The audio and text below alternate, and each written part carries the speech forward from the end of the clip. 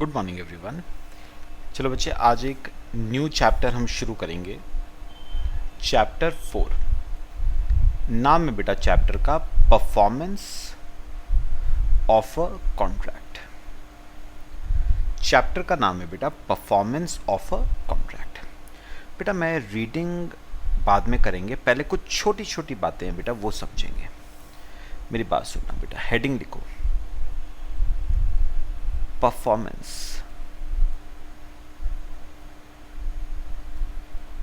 Of a contract.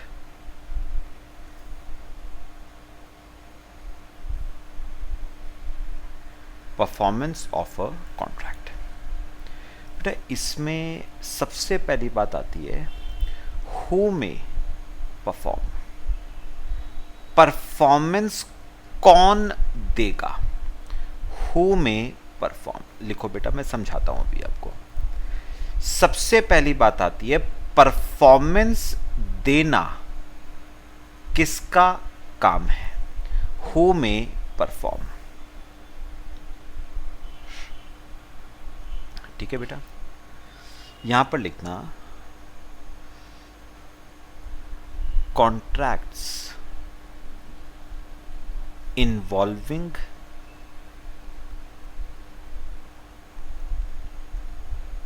personal skill। Contracts involving personal skill, और दूसरा लिखना बेटे अदर कॉन्ट्रैक्ट्स। अदर कॉन्ट्रैक्ट्स, एक लिखो कॉन्ट्रैक्ट्स इन्वॉल्विंग पर्सनल स्किल और दूसरे हैं अदर कॉन्ट्रैक्ट्स। पहले मैं ना आपसे जरा अदर कॉन्ट्रैक्ट्स की बेटे बात कर लूं। कॉन्ट्रैक्ट्स इन्वॉल्विंग पर्सनल स्किल बेटा तभी समझ आएगा। आओ एक एग्जांपल आपको दूं बेटा। पहले ए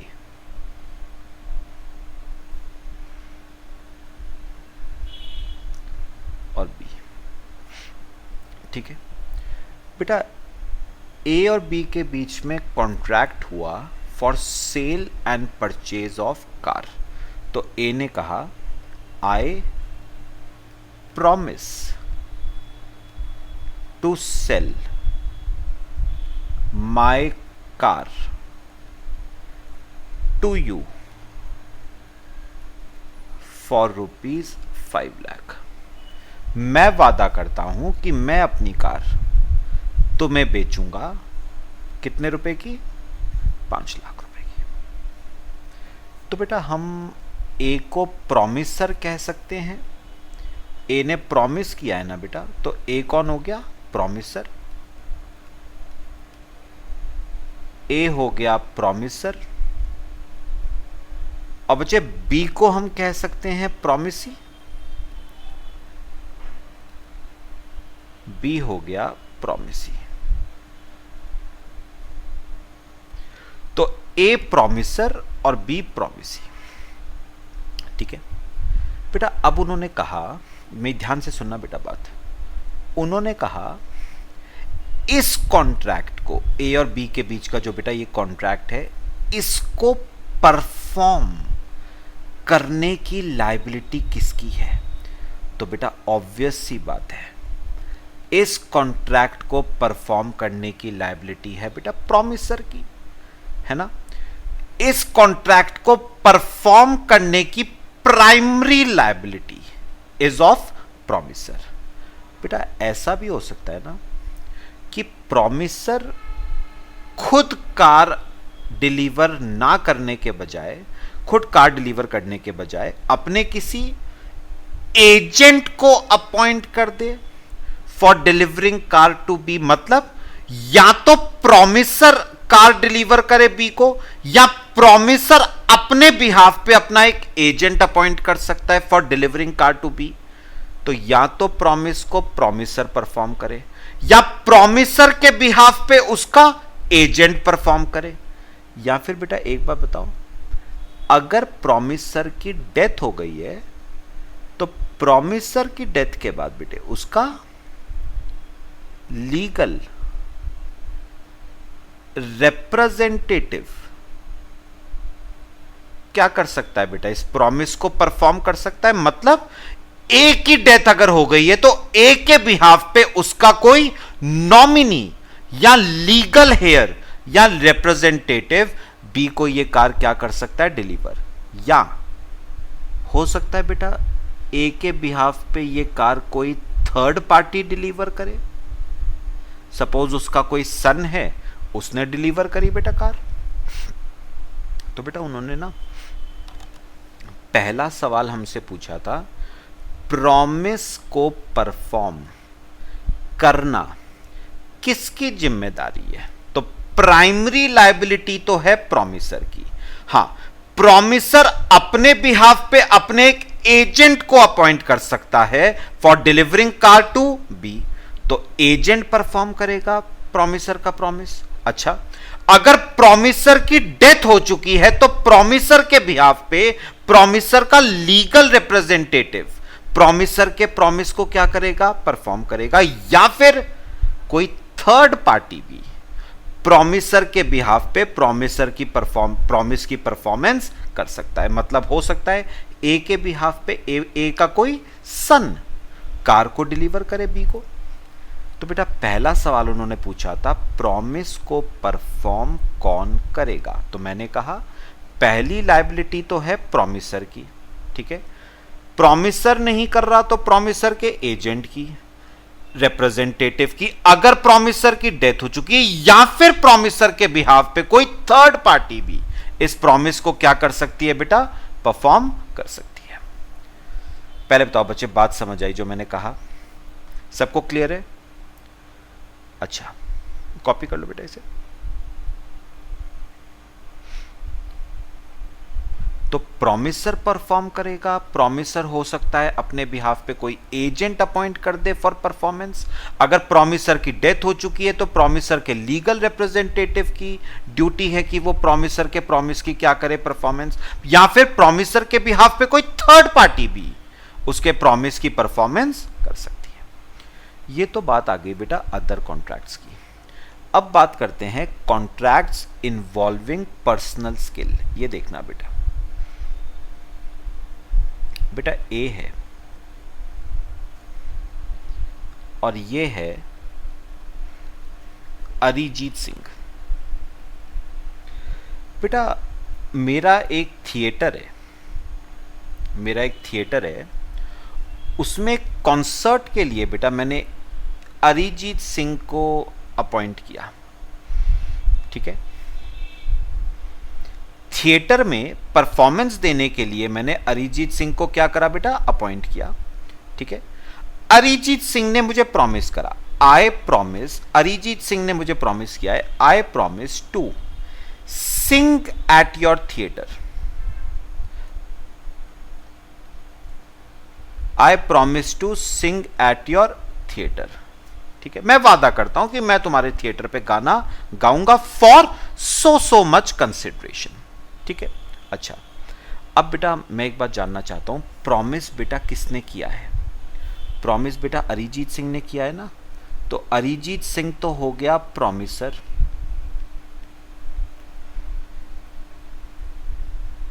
अरिजीत सिंह तो हो गया प्रॉमिसर, और मैं कौन हो गया बेटा, मैं हो गया प्रॉमिसी।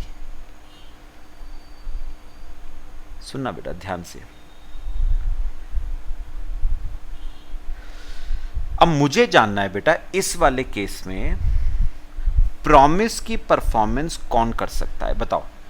अरिजीत सिंह ने जो प्रॉमिस किया है उसकी परफॉर्मेंस कौन करेगा बेटा, उस प्रॉमिस को पूरा कौन करेगा? अरिजीत सिंह ही करेगा, प्रॉमिसर करेगा बेटा। प्रॉमिसर की लायबिलिटी तो प्राइमरी होती है।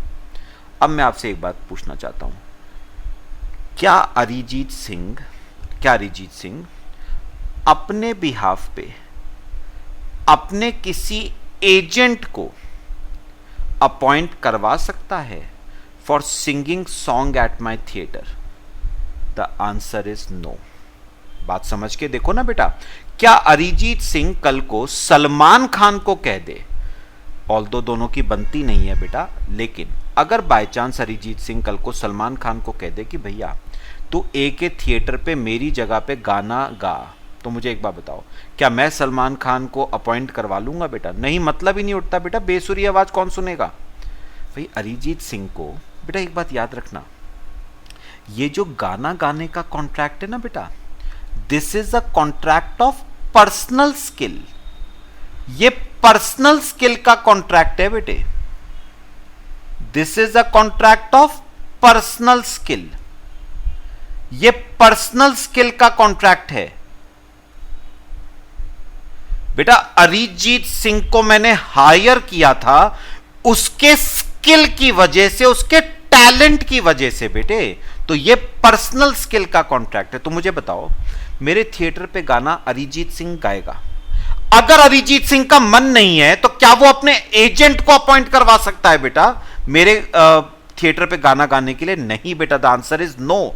एजेंट इस कॉन्ट्रैक्ट की परफॉर्मेंस नहीं दे सकता बेटा। भगवान ना करे, भगवान ना करे, मैं अरिजीत सिंह का नाम नहीं लेता, मैं किसी और का नाम लेता हूं। कोई सिंगर है, उस सिंगर की बेटा डेथ हो गई है, तो क्या उसके बिहाफ पे उसका कोई लीगल रिप्रेजेंटेटिव बेटा मेरे थिएटर पे गाना गा सकता है? नहीं गा सकता बेटा, कॉन्ट्रैक्ट ऑफ पर्सनल स्किल है बेटा। मैं आपको एक बात बताऊं, अगर बाय चांस भगवान ना करे अरिजीत सिंह की बेटा डेथ हो गई ना, तो ये कॉन्ट्रैक्ट बेटा उसकी डेथ पे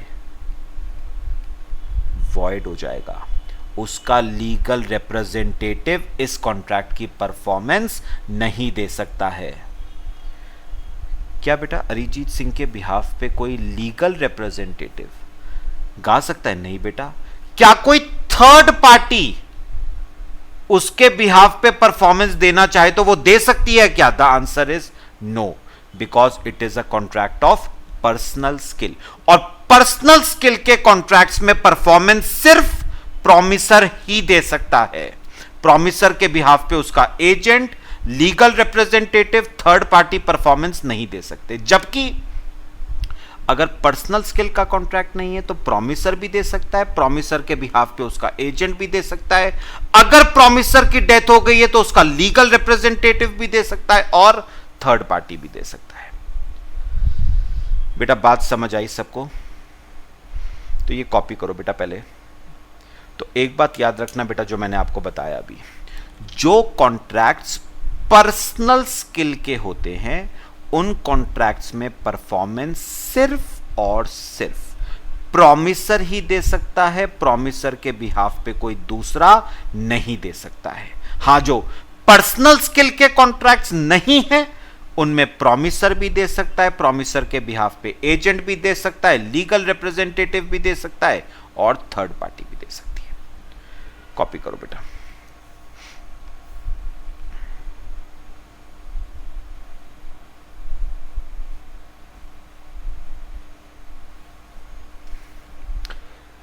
बेटा समझ आया जो मैंने कहा?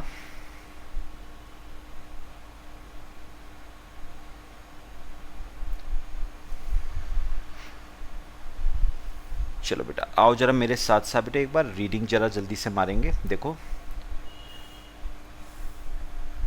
बाय हुम अ कॉन्ट्रैक्ट में बी परफॉर्म्ड। तो याद रखना बेटा, कॉन्ट्रैक्ट कौन परफॉर्म करेगा? प्रॉमिसर। प्रॉमिसर के बिहाफ पे उसका एजेंट भी कर सकता है, लीगल रिप्रेजेंटेटिव भी कर सकता है और थर्ड पार्टी भी कर सकती है। लेकिन अगर कॉन्ट्रैक्ट पर्सनल स्किल का है तो बेटा याद रखना, पर्सनल स्किल का अगर कॉन्ट्रैक्ट है तो उस कॉन्ट्रैक्ट को परफॉर्म सिर्फ और सिर्फ प्रॉमिसर ही कर सकता है, ना एजेंट कर सकता है, ना लीगल रिप्रेजेंटेटिव कर सकता है, ना थर्ड पार्टी कर सकती है। अगर प्रॉमिसर की डेथ हो जाती है in case of a contract of personal skill, तो कॉन्ट्रैक्ट उसी वक्त क्या हो जाता है बेटा? वॉइड हो जाता है। समझ आई बेटा बात सबको? अच्छा, अब बेटा फिफ्थ इसमें आता है जॉइंट प्रॉमिसर। ये बेटा थोड़ा सा नया केस है, जरा देखना। बाकी चार केस तो मैंने कवर कर लिए ना। फिफ्थ बेटा बात समझना, सिंपल सी बात है। जॉइंट प्रॉमिसर,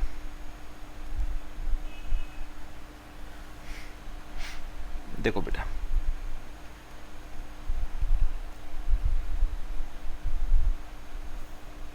ए, बी और सी। बेटा ये तीनों ना दोस्त हैं, इन्हें ना अपने बिजनेस के लिए पैसे की जरूरत है बेटा। तो ये पैसा मांगने गए डी के पास, जो कि एक मनी लेंडर है। ये पैसा मांगने गए डी के पास, जो कि एक मनी लेंडर है बेटा। बात समझ आई? अब सुनो, इन तीनों ने बेटा, इन तीनों ने डी से बेटा पैसा लिया। इन तीनों ने डी से पैसा लिया, ठीक है। कितने कितने रुपए? 1-1 लाख रुपए, 1-1 लाख रुपए बेटा। लेकिन ना सुनो सुनो, लेकिन अग्रीमेंट 3 नहीं हुए हैं बेटा, अग्रीमेंट एक ही हुआ है। अग्रीमेंट एक ही है, याद रखना। अग्रीमेंट 3 अलग अलग नहीं हुए हैं बेटा, अग्रीमेंट एक ही हुआ है। उस अग्रीमेंट में तीनों ने लिख के दिया, वर्ड पे ध्यान देना, we promise to repay you, rupees total कितने हो गए बेटा? 3 लाख रुपए। Rupees 3 lakh on expiry of 1 year. 1 साल के बाद हम तुम्हारा 3 लाख रुपए सूद समेत तुम्हें लौटा देंगे। बात समझ आई? वर्ड क्या यूज करा है बेटा? We promise. मतलब बेटा वी का मतलब क्या हुआ? एक प्रॉमिसर नहीं है बेटे। वी वर्ड का सिग्निफिकेंस क्या हुआ? एक प्रॉमिसर नहीं है, 2 या 2 से ज्यादा प्रॉमिसर्स है। तो इन 2 से ज्यादा प्रॉमिसर्स को हम क्या नाम देंगे? जॉइंट प्रॉमिसर्स। तो जब 2 या 2 से ज्यादा प्रॉमिसर्स होंगे तो उसे हम नाम देंगे joint प्रॉमिसर्स।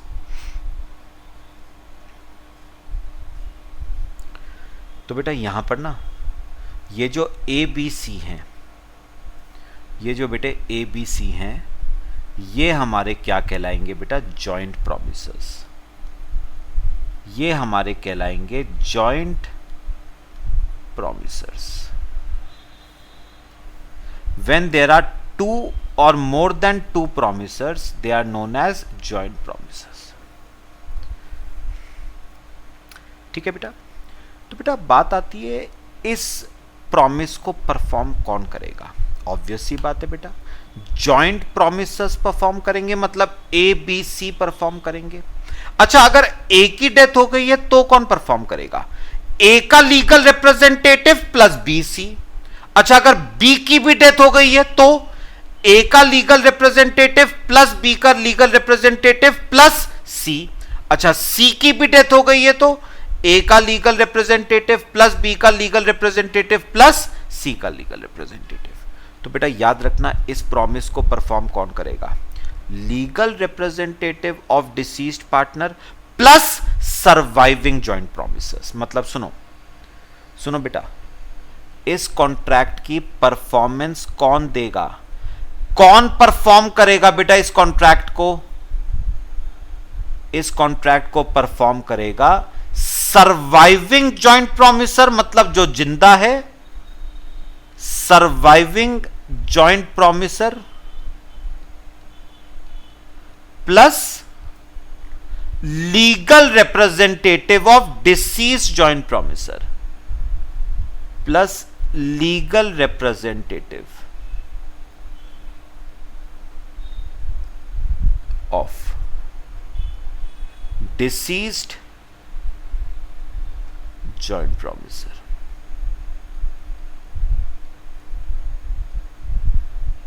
Plus legal representative of deceased joint promiser. तो बेटा याद रखना, इस प्रॉमिस को कौन परफॉर्म करेगा? जो जीवित है जॉइंट प्रॉमिसर प्लस जो मर गए हैं उनके लीगल रिप्रेजेंटेटिव। तो ये लोग मिलके इस प्रॉमिस को क्या करेंगे बेटा? परफॉर्म करेंगे। लो कॉपी करो, फिर हम आगे चलते बेटा।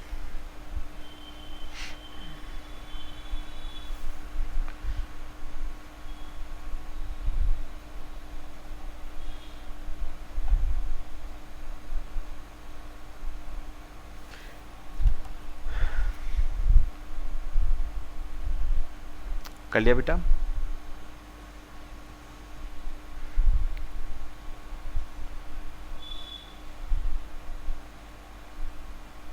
आगे चले बच्चे, चलो देखो। अब बेटा एक मैं आपसे डिस्कशन ना आज और कर लूं, what is the difference between succession and assignment. बेटा ध्यान से समझना है जरा, और मेरे साथ साथ में बेटे एग्जाम्पल से समझेंगे। हेडिंग लिखना, सक्सेशन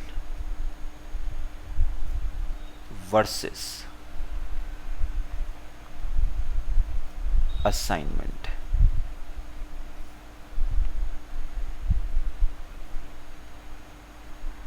सक्सेशन वर्सेस असाइनमेंट।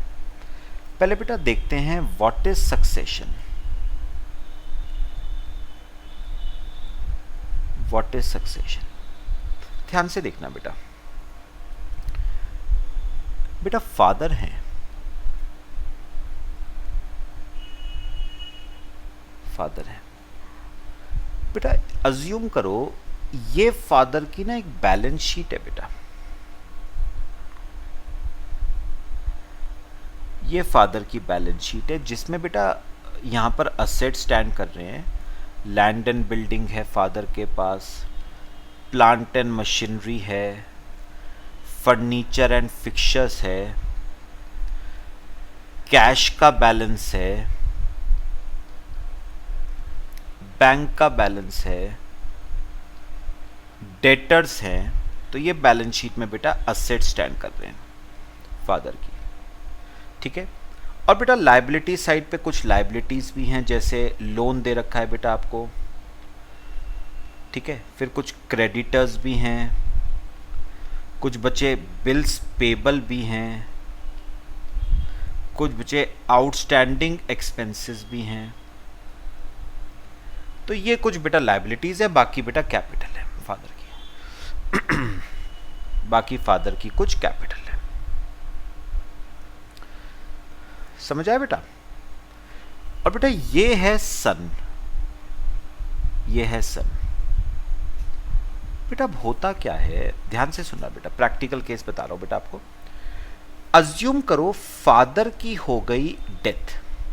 बेटा फादर की डेथ के बाद फादर का सारी प्रॉपर्टी, सारे असेट्स, सारी लायबिलिटीज को कौन इनहेरिट करता है बेटा? सन। तो फादर की डेथ के बाद फादर के सारे assets after death of father,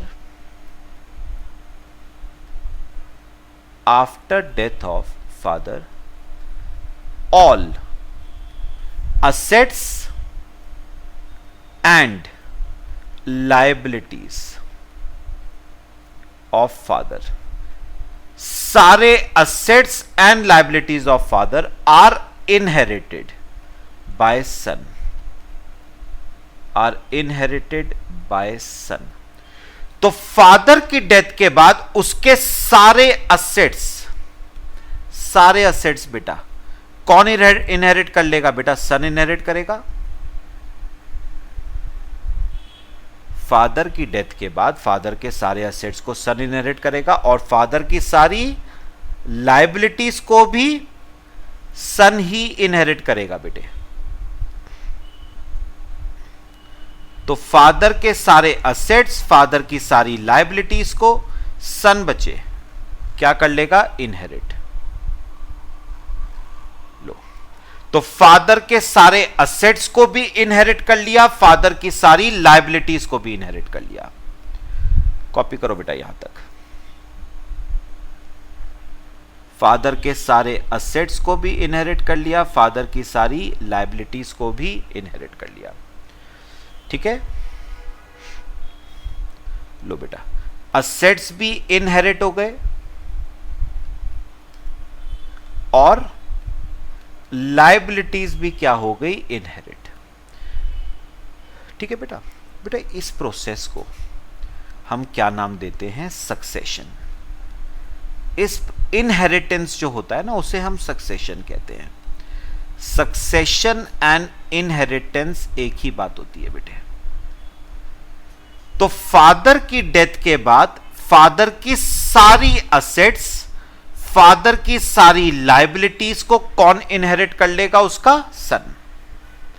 तो बेटा इसीलिए हम सन को ना सक्सेसर भी कहते हैं, वारिस जिसे आप कह सकते हो। तो सन फादर का कौन है बेटा? सक्सेसर, वारिस।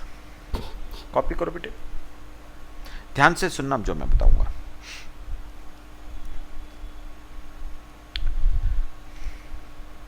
अब मेरी बात जरा सुनना ध्यान से, जो मैं बात कहूंगा आपसे।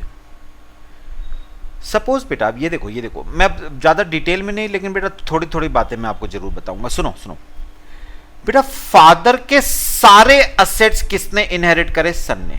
सपोज रियलाइजेबल वैल्यू इन सब असेट्स की है 5 लाख रुपीस। रियलाइजेबल वैल्यू इन सब असेट्स की है 5 लाख रुपीस। ठीक है बेटा। और बेटा ये जो लाइबिलिटीज है, आउटसाइड लाइबिलिटीज बेटा कौन कौन सी? Loan, creditors. बेटा कैपिटल तो मेरा ही पैसा है ना, कैपिटल तो मेरा ही पैसा है, उसको छोड़ो बेटा। Outside liabilities, loan, creditors, bills payable, outstanding expenses. ये जो आउटसाइड लाइबिलिटीज है, ये लाइबिलिटीज है बेटा 6 लाख रुपए की। ये लाइबिलिटीज है 6 लाख रुपए की। Loan, creditors, bills payable, outstanding expenses, ये लाइबिलिटीज हैं 6 लाख रुपए की। तो बेटा सक्सेशन का एक रूल बेटा पता है क्या होता है? सक्सेशन में जो सक्सेसर होता है ना बेटा, वारिस जो होता है, वो रियलाइजेबल वैल्यू ऑफ असेट से ज्यादा के लिए लायबल नहीं होता। मतलब अगर आप मुझसे पूछो क्या सक्सेसर यानी सन पूरे 6 लाख की लाइबिलिटीज के लिए लायबल होगा क्या बेटा? The answer is no. Son सिर्फ कितने तक की लाइबिलिटीज के लिए लायबल होगा बेटा? 5 लाख रुपीस तक की लाइबिलिटीज के लिए वो क्या होगा? लायबल। मतलब असेट्स को बेच के जो पैसा आएगा ना, मैक्सिमम वहां तक की लाइबिलिटीज के लिए वो क्या होगा? लायबल। तो यहां पर लिखना बेटा, पूरे 6 लाख रुपए की लाइबिलिटीज के लिए लायबल नहीं होगा। Maximum liability of son will extend up to ₹5 lakh. वो 6 लाख रुपए की लायबिलिटीज के लिए लायबल माना नहीं जाएगा। उसकी मैक्सिमम लायबिलिटी बेटे 5 लाख रुपए की ही होगी। हां, अगर असेट्स को बेच के बेटा 7 लाख रुपए आता तो पूरे 6 लाख रुपए के लिए लायबल होता। लेकिन क्योंकि असेट्स को बेच के सिर्फ 5 लाख आया है, तो वो 5 लाख रुपए के लिए ही जिम्मेदार होगा, उससे ज्यादा के लिए वो जिम्मेदार नहीं माना जाएगा। सब बताओ बेटा, बात समझ आई? ये बेटा हमारा क्या होता है? सक्सेशन, इनहेरिटेंस जिसे हम कहते हैं बेटा। कॉपी करो, फिर मैं असाइनमेंट क्या होता है वो सब जाता हूं आपको। डिफरेंस साथ साथ बेटा समझ आएंगे आपको।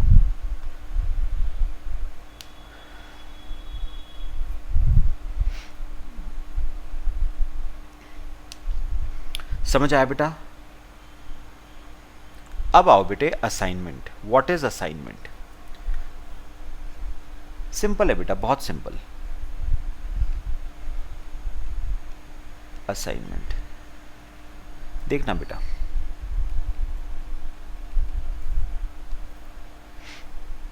ये बच्चे ए है और ये बी है।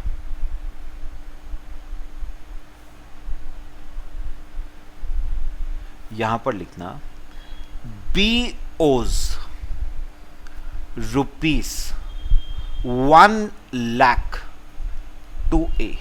यानी बी ने ए का पैसा देना है, तो मैं बी को ए का डेटर कह सकता हूं, डेटर ऑफ ए। बी ने ए का पैसा देना है, तो बी ए का डेटर। अच्छा, सी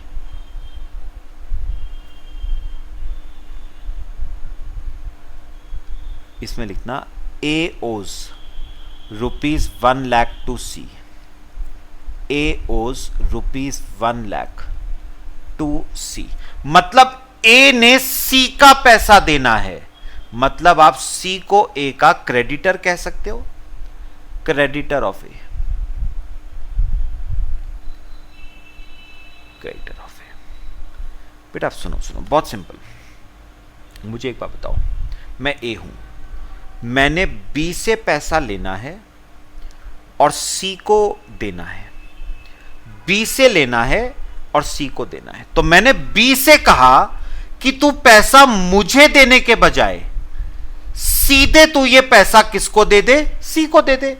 भाई तू मुझे देगा, मैं C को दूंगा, तो बेटर है तू ही पैसा सीधे किसको दे दियो, C को। तो B will pay ₹1 lakh directly to C। तो B मुझे देगा, मैं C को दूंगा, तो मैंने B से कहा तू मुझे देने के बजाय पैसा सीधे बेटा किसको दे दियो, C को।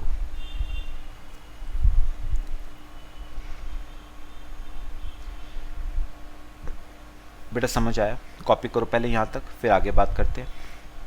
बेटा ये जो आपने किया है ना कि तू मुझे पैसा देने के बजाय सीधे C को दे दियो, मैंने क्या करा, मैंने अपना डेटर बेटा B मेरा डेटर था ना, B मेरा कौन था, डेटर।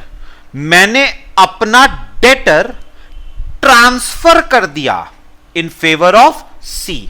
मैंने अपना डेट असाइन कर दिया इन फेवर ऑफ C। इसे हम नाम देते हैं असाइनमेंट।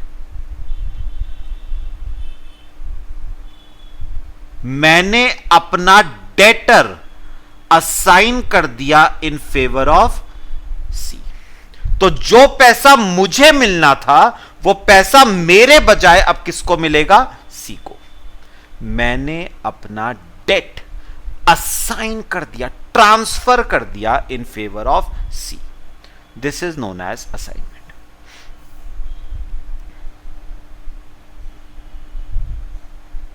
ठीक है बेटा। तो बच्चे अगर मैं आपसे ना एक छोटी सी बात करूं, बहुत सिंपल डिफरेंस बता रहा हूं आपको।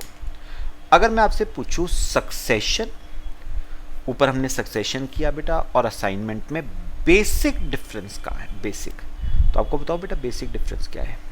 सक्सेशन में ट्रांसफर असेट्स का भी होता है बेटा और लायबिलिटीज का भी होता है।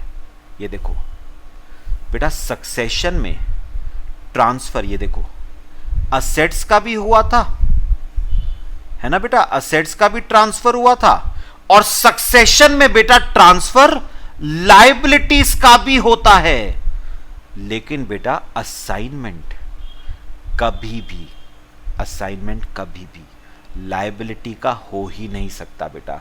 असाइनमेंट हमेशा होता है असेट्स का, राइट्स का असाइनमेंट होता है बेटा, लायबिलिटीज का असाइनमेंट नहीं हो सकता, ऑब्लिगेशंस का असाइनमेंट नहीं हो सकता। Assignment is transfer of rights. Assignment मतलब राइट्स का ट्रांसफर, राइट्स मतलब असेट्स का ट्रांसफर। तो याद रखना असाइनमेंट हमेशा राइट्स यानी असेट्स का होता है, जबकि सक्सेशन असेट्स का भी होता है मतलब राइट्स का भी होता है, और लायबिलिटीज यानी ऑब्लिगेशंस का भी होता है, जबकि असाइनमेंट कभी भी लायबिलिटीज का नहीं होता है। असाइनमेंट हमेशा राइट्स का होता है। तो बेटा ये बताओ, ये मेरा असेट था ना, असेट असाइन करा मैंने इन फेवर ऑफ C। जो पैसा मुझे मिलना था, जिस पैसे पे मेरा अधिकार था, मेरा राइट था, वो मैंने असाइन कर दिया इन फेवर ऑफ C। तो बेटा बेसिक डिफरेंस तो सक्सेशन और असाइनमेंट में यही है। सक्सेशन हमेशा असेट्स और लायबिलिटीज दोनों का होगा, जबकि असाइनमेंट बेटा कभी भी लायबिलिटीज का नहीं हो सकता। Liabilities can never be assigned, assignment हमेशा असेट्स का ही होता है। लो बेटा कॉपी करो। ये बेटा बेसिक डिफरेंस है सक्सेशन और असाइनमेंट में। बाकी ना मैंने कुछ डिफरेंसेस आपको यहां पर और दे रखे हैं, जैसे ये देखो, सक्सेशन में राइट्स और लायबिलिटीज दोनों का ट्रांसफर होता है, जबकि असाइनमेंट में ट्रांसफर सिर्फ राइट्स का होता है। यहां पर भी वही लिखा हुआ है, all rights and liabilities of a person are transferred, only rights of a person are assigned, time when it takes place. Succession कब होता है? At the death of a person. Father की जब डेथ होगी तभी फादर की property सन के पास transfer होगी। लेकिन असाइनमेंट में बेटा मरना जरूरी नहीं है। It takes place during life time of a person. जब इंसान जिंदा होगा तभी तो राइट्स का असाइनमेंट करेगा, वॉलंटरी। बेटा सक्सेशन मर्जी से नहीं होता है, सक्सेशन तो मजबूरी है बेटा। फादर की डेथ हो गई तो फादर की डेथ के बाद मजबूरी है बेटा, प्रॉपर्टी कौन इनहेरिट करेगा? सन इनहेरिट करेगा। जबकि assignment is a voluntary act. Assignment ए मर्जी से ही करेगा इन फेवर ऑफ सी। मजबूरी नहीं है बेटा असाइनमेंट। सक्सेशन मजबूरी से होता है और असाइनमेंट मर्जी से होता है। पक्का बताओ बेटा, जितना हमने केस आज डिस्कस किया बेटे चैप्टर 4 का, क्लियर हुआ सबको? ठीक है, सक्सेशन असाइनमेंट में बेसिक डिफरेंस क्लियर हुआ बेटा? पक्का? चलो बच्चे, बाकी इसमें फिर हम नेक्स्ट क्लास में डिस्कस करते हैं। Till then thank you.